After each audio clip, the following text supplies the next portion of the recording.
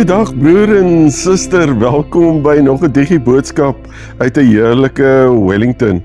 Ons is besig met 'n reeks oor die opgestane Jesus.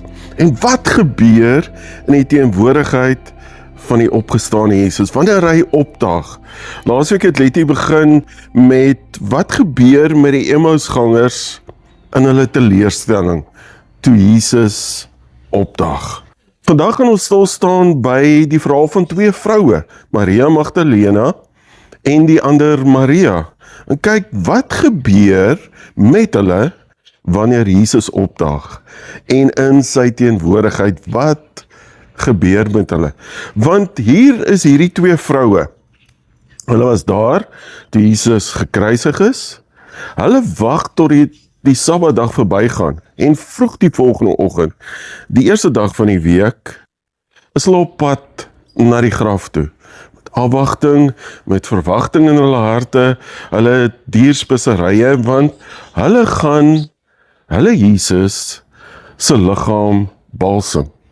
Dis die agtergrond van Matteus 28. En dan lees ons in vers 1 tot 4 die volgende. Na die Sabbatdag, toe dit die Sondagmôre begin lig word, het Maria Magdalena en die ander Maria na die graf gaan kyk. Skielik was daar 'n geweldige aardbewing. 'n Engel van die Here het van die hemel afgekom, na die graf toe gegaan, die klip weggerol en daarop gaan sit. Sy voorkoms was so blink soos weerlig, sy klere so wit soos sneeu. Van skrik vir hom het die wagte gebewe en soos dooies geword. Hierdie twee vroue was daar toe Jesus gesterf het. Hulle kyk hoe Jesus gesterf het. Jesus, die redder, die Messias, is dood.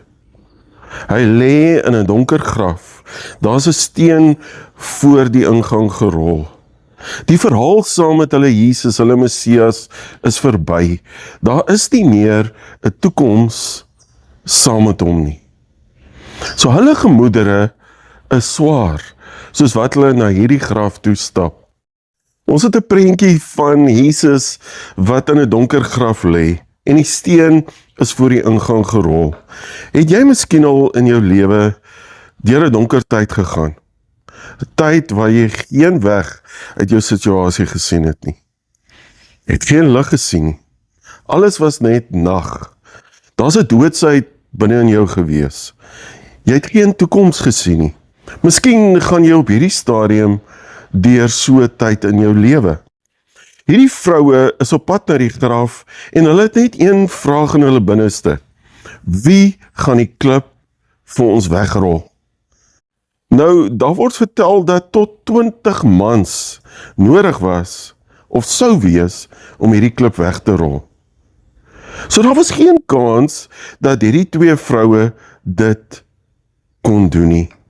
En dan die vraag vir ons elkeen self, wie gaan die klip van my lewe wegrol, dat ek uit hierdie donker plek van my lewe kan uitstap, en in die lig kan instap? Vers 5 en 6 sê vir ons, toe sê die engel vir die vroue, julle moenie bang wees nie, ek weet julle soek Jesus wat gekruisig is, hy is nie hier nie, want hy is uit die dood opgewek, soos hy gesê het. Broer en suster, hierdie twee vroue het nie vir een oomblik gedink, dat Jesus uit die dood sou verrys nie. Hulle het nie gedink as hulle by die graf opdaag, dat die klip reeds weggerol is nie. Dis die toneel wat hier afspeel. Jesus het opgestaan. Die steen is weggerol. Jesus het die dood oorwin. Wat sê dit vir my en jou? Dat Jesus is ook daar in ons lewens, om die steen van ons lewens, die struikelblokke in ons lewens te verwyder en die steen weg te rol. Dis die rol wat hy ook in ons lewens vertolk, sodat ek by 'n plek kan kom waar ek weer die lewe en die lewe in oorvloed kan geniet. Jesus is die een wat die steen wegrol. Daar is geen steen wat te groot is vir Jesus om weg te rol. Hy wil dit vir jou en my doen, ongeag hoe ek daar beland het. Hy sê, ek wil nie jy moet daar bly nie. Ek wil jou bevry. Daar's 'n lied wat altyd tot my spreek, 'n Engels lied wat sê, He has called us out of darkness into His marvelous light. He has saved us from the darkness. As 'n koortjie wat ek sê, hy haal ons uit die dode en hy sit ons in die lewe. Dit is die opgestane Jesus Christus wat dit vir ons elkeen doen. Dis sy werk in ons elkeen se lewe. Want wat hou jou vasgevang vandag in jou donker plek? Jesus wil jou daar uithaal en in sy wonderbare lig kom sit. Dan kry ons hierdie beeld dat die engele sê nie vir hierdie vroue, julle moenie daar in die graf ingaan nie. Julle moenie vra nie. Julle moet net alles gelate met geloof aanvaar. Nee, wat lees ons? In vers 6. Kom nader en kyk, daar is die plek waar hy gelê het. Kom kyk vir julle self, kom ondersoek self, kom sien self, hy het werklik opgestaan. En hulle gaan die graf in en is net die doeke waarin Jesus toegedraai is wat daar lê. Dis die ou ding van sien is glo. Die waarheid is, Jesus het opgestaan, ons moet dit glo. Maar nou, stel jouself in hierdie situasie in. Nou waar is Jesus? Wat het van Jesus geword? Johannes 20 vers 13 sê, en ek weet nie waar hulle hom neergelê het nie. Waar het hulle hom nou gevat? Waar het hulle hom nou begrawe? Waarheen is Jesus nou? Daai vraag wat mense ook baie keer vra, maar waar was Jesus toe ek hom die nodigste gehad het? Daai emosie van verlatenheid. Jesus is nie teenwoordig nie, hy's pynlik afwesig. C.S. Lewis skryf selfs in sy eie hartseer sê hy, waarom is hy so teenwoordig as 'n bevelvoerder in ons tyd van voorspoed en so afwesig as 'n hulp in tyd van benoudheid? Wanneer wantroue jou lewe vasgryp, omdat jy nie glo God is teenwoordig by jou nie. Herinner jy jouself sommer net aan Psalm 46 vers 2 en 3 wat sê, God is vir ons 'n toevlug en 'n beskerming. Hy was nog altyd bereid om te help in nood.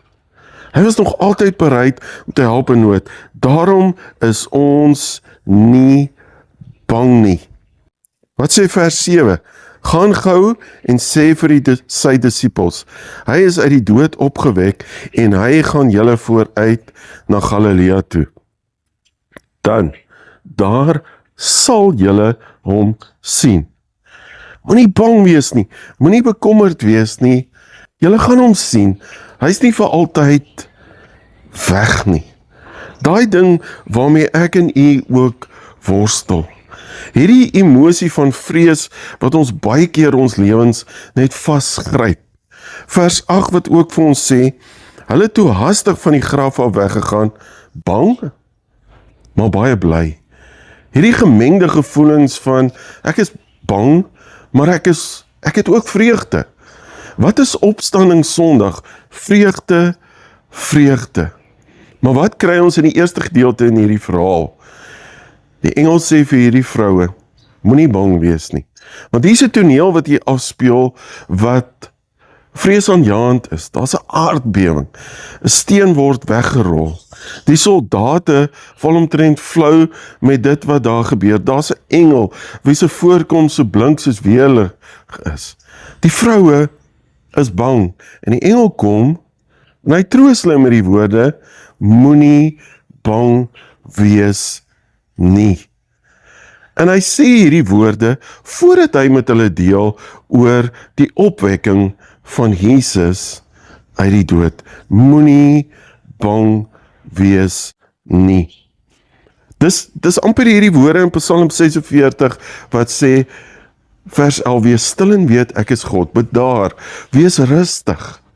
Ek is hier, ek gaan jou nie verlaat nie.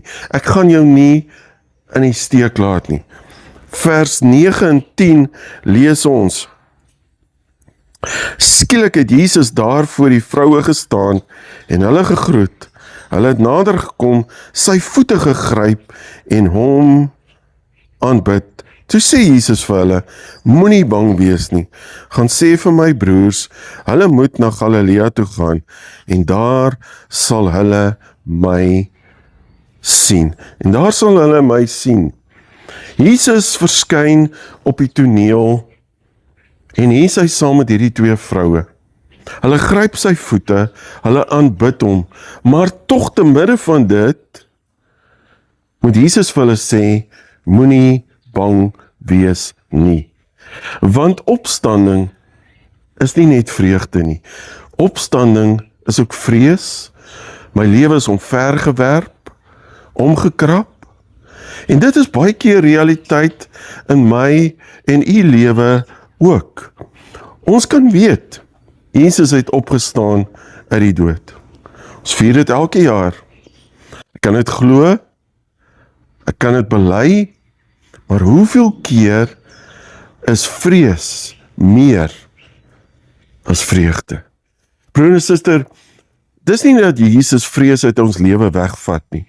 Dis 'n Jesus wat vir ons sê, hier's waagmoed. Waagmoed om te midde van jou vrees my te vertrou en jouself te herinner, ek is tot alles in staat deur Jesus Christus wat my krag gee. Dis Jesus wat teenwoordig is om my te versterk, om te midde van my vrees, my donkerte, my doodsheid, my kleingelowigheid aan hom vashou met alles binne in my. Om myself te herinner, Matteus 28 vers 20, ek is by julle al die dae tot die volëinding van die wêreld. Ek gaan jou nooit verlaat nie.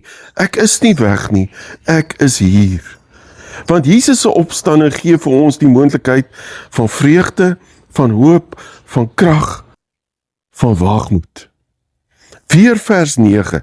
Skielik het Jesus daar voor die vroue gestaan en hulle gegroet. Hulle het nader gekom, sy voete gegryp en hom aanbid. Johannes 20 vers 8 lees ons, en hy het gesien en geglo. Jesus het werklik opgestaan. Hy leef.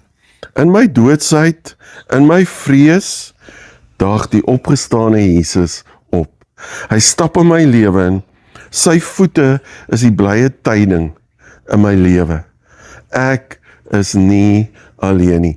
En dan die reaksie, uit dankbaarheid, kan ek nie anderste as om by Jesus se voete neer te val en hom te aanbid nie. Wat speel af wanneer ek net by Jesus se voete gaan neersit en hom aanbid? Dis 'n oomblik van nederigheid, van oorgawe, van oorgee, van afhanklikheid, van sê ek het hulp nodig, van ek verklaar sy gesag oor my lewe, ek gee my wil oor aan sy wil. Dis 'n Jesus wat opdaag in die verhaal van hierdie twee vroue. Dis 'n Jesus wat opdaag in my en u lewe en vir ons sê, moenie bang wees nie. Dit is sy woorde, sy teenwoordigheid wat ons troos, wat vir ons veiligheid gee, wat vir ons kalmte en rustigheid gee. En dit is wat ons elkeen nodig het in ons lewe. Ons kan nie sonder dit nie. Moenie bang wees nie. Brennan Manning sê die volgende, baie mooi ding, hy sê, I have been seized by the power of a great affection. Ek is vasgegryp, aangegryp deur 'n krag van groot liefde. En broer en suster, wanneer ek aangegryp word deur Jesus se teenwoordigheid en hom aanbid, dan gebeur daar iets anders. Iets verander. Doodsheid verander in lewe. Donkerte verander in lig. Vrees verander in vrede. Vrees verander in vreugde. Dis wat met ons gebeur. Dan kan ek nie anders as om die lied te sing.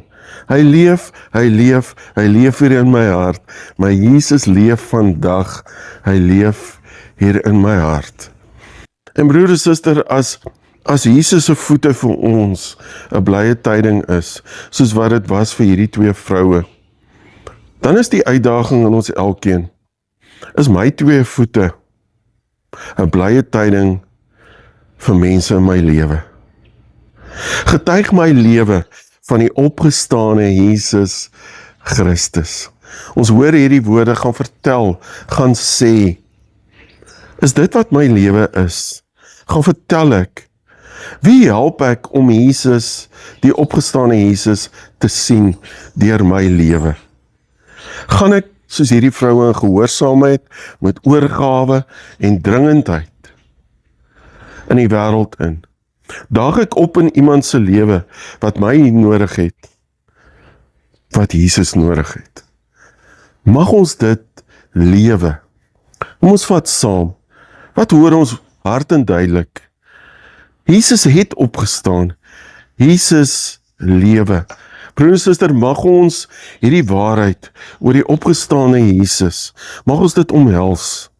Mag ons dit aanvaar vir onsself persoonlik. Mag ons, soos hierdie vroue, in aanbidding gaan. Want ek kan nie anders nie, as om Jesus te aanbid uit dankbaarheid vir wat hy vir my gedoen het. Mag ek elke dag, Paulus sê dit in Romeine 12, mag ek elke dag in aanbidding my lewe gee as 'n lewende heilige offer vir hom, wat vir hom aanneemlik is, deur my geloof in Jesus Christus. En mag ek daardeur die lewe in oorvloed geniet, soos wat net hy vir my en vir jou kan gee, omdat hy lewe en hy lewe saam met my en jou. Kom ons sluit net vir 'n oombliekie oë. Here Jesus, U leef. En U leef in ons harte. Wat ons sê, ons is U kinders. Ons is die kind van die een wat lewe. En Here, mag ons lewe regtig getuig daarvan. Mag ons regtig uit U opstandingslewe lewe elke oomblik. En mag mense soms sien dat dit borrel uit ons lewe uit. En mag ons daardeur, selfs om nie 'n woord te sê nie, mense se lewens aanraak en mense se lewens verander. Van dood na lewe, van donkerte na lig, van vrees na vreugde. Amen. Broer en suster, mag ons elke dag die aanbiddingslied sing wat sê, omdat hy leef, sien ek kans vir môre. Omdat hy leef, verdwyn my vrees. Omdat ek weet, ja ek weet, hou die toekoms, hy hou my toekoms. En die lewe is die moeite werd, omdat hy leef. Amen.